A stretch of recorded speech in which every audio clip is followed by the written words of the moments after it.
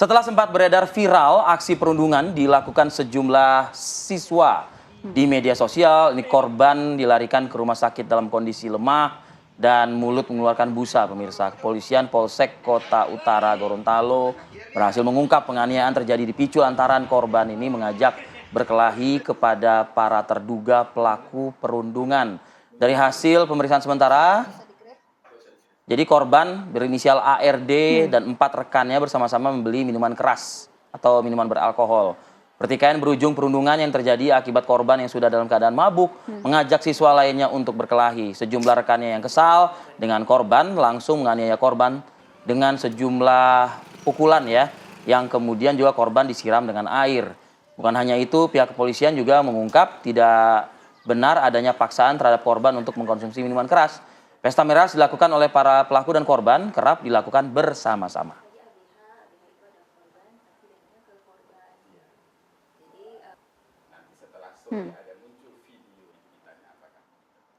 Ya, coba kita dalami hal ini pemirsa karena banyak informasi simpang siur juga. Kami ingin konfirmasi hal ini bersama dengan Kompol Leonardo Widarta, Kasat Reskrim Polresta Gorontalo Kota yang sudah tersambung melalui sambungan Zoom bersama kami. Selamat pagi, Pak Kasat. Pak Kasat.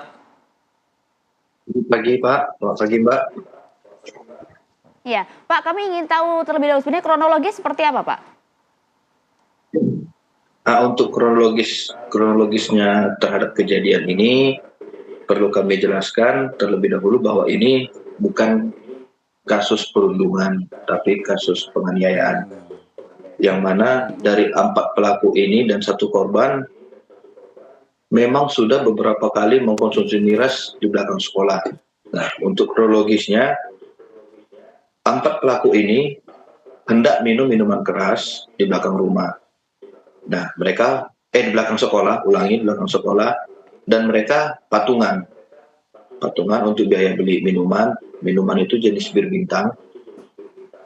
Dan si korban ini memang disampaikan oleh pelaku bahwa setiap kali mabuk dia rese. Nah, jadi pada saat mereka sudah mengkonsumsi miras, benar, yang paling banyak mengkonsumsi itu adalah korban. Yang mengakibatkan dia mabuk, berdiri, jatuh lagi sampai masuk ke dalam got dan kepalanya terbentur ke got. Melihat kejadian tersebut, dari 4 pelaku ini yang sama-sama minum dengan dia, ada yang siram air, ada yang menampar mukanya, menendang, dengan tujuan mungkin untuk menyadarkan. Pada saat dilakukan pemukulan tersebut, didapati oleh kakak kelas. Kakak kelas tersebut langsung melaporkan ke orang tua korban dan dilaporkan ke Polsek. Begitu, Mbak. Oke. Untuk lokasinya betul ya, Pak? Mereka ini berada masih di lingkungan sekolah? Betul demikian? Betul. Di kantin di belakang sekolah. Ini pihak sekolah tidak ada yang mengetahui hal ini, Pak? Informasinya tidak hanya sekali ini dilakukan ya oleh kelompok ini? Sudah 3 kali mereka konsumsi miras di kantin belakang sekolah.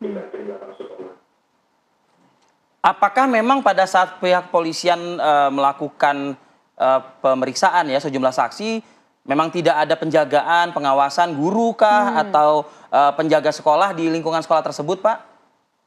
Tidak. Jadi bisa dikatakan luput dari pengawasan pihak sekolah begitu ya, Pak? Betul. Pak, kondisi korban ini mengalami luka yang cukup parah nggak sih, Pak, sebetulnya? Untuk luka cukup parah tidak juga, karena hanya cuma memar biasa. Akan tetapi pada saat kejadian 10 September 1830, hari Selasa, si korban dilarikan ke rumah sakit. Lalu hari Jumat tanggal 13 jam 12.15, anggota dari Polsek Utara mengecek yang